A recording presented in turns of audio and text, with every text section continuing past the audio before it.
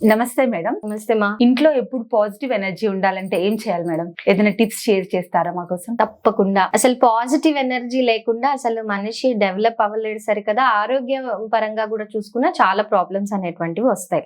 అయితే ఇల్లు ఎప్పుడు పాజిటివ్ గా అంటే పాజిటివ్ ఎనర్జీతో ఉండాలంటే నేను చాలా మందికి చెప్తుంటాం, మొట్టమొదటిది ఇల్లు శుభ్రంగా పెట్టుకోండి.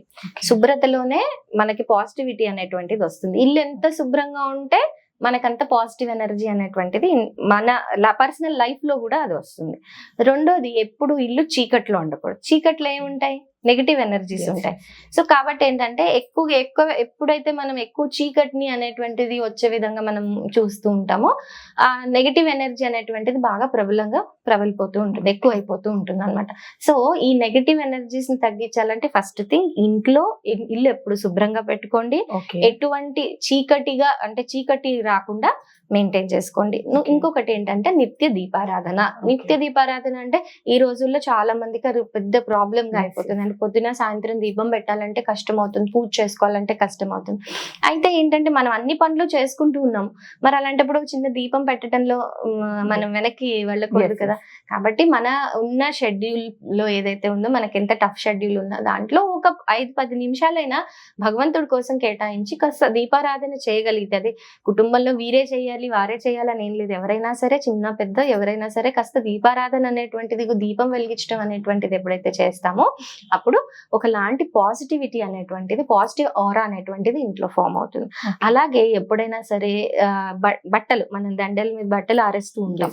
చాలా సార్లు టైం లేదని చెప్పి అవి తీసుకొచ్చి కుప్పలుగా ఒక దగ్గర పేర్చేస్తూ ఉంటాం. ఆ తర్వాత దాంట్లో నుంచే ఇంకొకటి పీకి మనం తీసుకుని మళ్ళీ అది వేసుకోవటం, ఇలా జరుగుతూ ఉంటాయి. సాధ్యమైనంత వరకు ఎప్పుడు బట్టల మోపులు అలా పెట్టకూడదు. ఎప్పుడప్పుడు క్లియర్ చేసుకుంటూ ఉండాలి. అలా ఎప్పుడైతే బట్టల మోపుల మడతేసి మీరు మనకే తెలుస్తుంది ఆ డిఫరెన్స్. చక్కగా ఎండిన బట్టల్ని తీసుకొచ్చి మడతేసి మనం షెల్ఫ్ లో పెట్టుకున్న దానికి, మోపులోంచి లాగి బట్టలు వేసుకున్న దానికి మనకే ఆ తేడా తెలుస్తుంది. కాబట్టి ఎప్పుడు ఆర్గనైజ్డ్ గా ఉండాలి ఇల్లు. దాని అర్థం ఏంటంటే ఏ వస్తువు ఎక్కడ ఉండాలో అక్కడ ఉండాలి. అలాగే ఎప్పుడు కూడా స్పైడర్ వెబ్స్ అంటే బూజులు ఏవైతే ఉంటాయో ఇంటికి వారేవి, అవి చాలా నెగటివిటీని తీసుకొస్తాయి అన్నమాట. కాబట్టి ఎక్కువగా బూజులు రావటము అనేటువంటిది ఎప్పుడైతే జరుగుతూ ఉంటుందో ఒక సార్ట్ ఆఫ్ నెగటివిటీ అనేటువంటిది పెరుగుతూ ఉంటుంది. కాబట్టి ఇలా బూజులు బారటం కానీ, నెగిటివ్ ఎనర్జీస్ కి మనం చోటు ఇచ్చాం కాబట్టి అవన్నీ క్లియర్ చేసుకోవటం, దుమ్ము ధూళి లేకుండా ఉండటం, ఇవన్నీ చిన్న చిన్న అంశాలు. Thank you so much madam, మాకు మంచి విలువైన విషయాలు అందజేసినందుకు థ్యాంక్ యూ.